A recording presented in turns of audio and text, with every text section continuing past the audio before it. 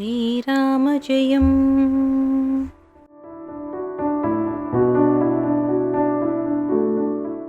சர்க்கம் 9. தசகண்டனின் அந்தப்புரம்.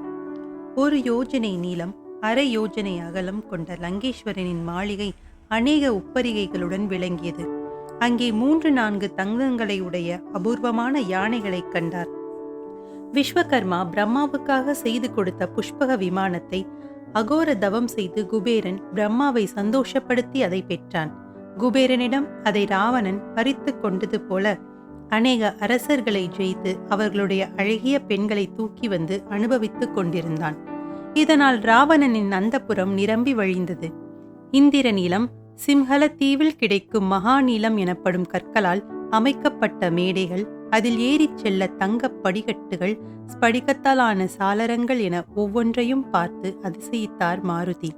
தங்கத்தாலும் வெள்ளியாலும் விசித்திர வேலைப்பாடுகளுடன் செய்யப்பட்ட ஸ்தம்பங்களில் செந்நாய்களின் பிரதிமைகளைக் கண்டு இந்த ஐஸ்வர்ய அரண்மனையில் கபடனான ராவணன் இருப்பது போல என்று எண்ணிக்கொண்டார். அந்த இரவிலும் ராவணனுடைய போஜன சாலையிலிருந்து அற்புதமான வாசனை வந்து மூக்கை நிறைத்தது.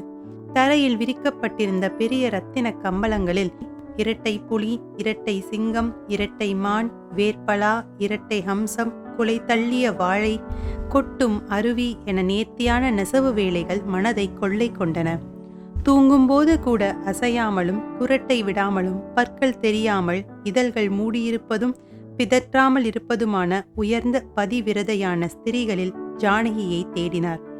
ஒருவர் தோள் மேல், இடுப்பின் மேல், புஜத்தின் மேல் இப்படி உறங்கும் ராவணனை சுற்றி தூங்கும் பத்மினிச்சாதி பெண்களை ஆராய்ந்தார். ராவணன் இவர்களைப் போல் வைதேகியையும் திருமணமாவதற்கு முன் கொண்டு வந்து மணமுடித்திருந்தால் அபவாதம் வந்திருக்காதல்லவா என்று நினைத்தார். பின்னர் தன் குரங்கு புத்தி எண்ணி நாணமுற்று, பிராட்டி நெருப்பு என்று சொன்னாரே அண்ணல், நெருப்பை வழி அணைப்பாருண்டோ என்று மனதை கண்டித்தார்.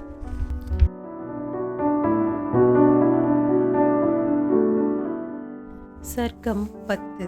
மண்டோதரியைக் கண்டு மகிழ்தல். அங்கே ஸ்படிகத்தால் செய்யப்பட்டு நவரத்தினங்கள் பதித்திருந்த இந்திரனுடைய மஞ்சம் போன்ற ஒரு கட்டிலில் ராவணன் சயனித்திருப்பதை பார்த்தார். அதன் நாற்புறங்களிலும் தங்கத்தாலும் தந்தத்தாலும் நகாசு வேலை செய்யப்பட்ட கால்களுள்ள பல மெத்தென்ற ஆசனங்கள் போடப்பட்டிருந்தன. கட்டிலின் நாற்புறமும் அசோகம் போன்ற நறுமண மாலைகள் தொங்கவிடப்பட்டிருந்தன. குங்குமப்பூ, கஸ்தூரி, ஜவ்வாது, புனுகு, அத்தர், அகில், சந்தன வாசனை நிறைந்திருந்தது. 4 மங்கையர் சுற்றி வெண் சாமரம் வீசிக்கொண்டிருந்தனர். ராவணன் இஷ்டப்பட்ட உருவத்தை எடுக்க வல்லவன். பிராட்டியை பார்க்கும் முன் இவனை காணும் துர்பாகியம் நேர்ந்ததே என்று வருந்தி பின்வாங்கினார் மாருதி. 2-5 தலை நாகங்கள் போல் மெத்தென்று இரத்தன கம்பளத்தில் படுத்திருந்த தசகண்டனை உச்சி முதல் கால்விரல் நக நுனி வரை அணு அணுவாய் ஆராய்ந்தார். பருத்து நீண்டு அகன்ற மார்பில் சிவந்த சந்தனம் பூசப்பட்டிருந்ததை கண்டார். பட்டு உத்தரியமும் தங்க கிரீடமும் சற்றே நழுவியிருந்தன. வாத்திய இசையால் ராவணனை திருப்திப்படுத்திய மடத்தையர் அவன் நித்திரை வசப்பட்ட பிறகு அந்த வாத்தியத்துடனேயே உறங்குவதைக் கண்டார்.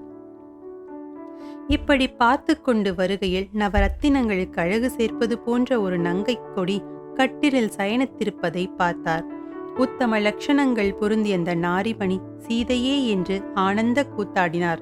வாளை முத்தமிட்டு சுழற்றி முதுகில் தட்டி கொடுத்து கொண்டார். தோளை தட்டி கொண்டு உலாவினார். தூண்களில் ஏறி இறங்கினார்.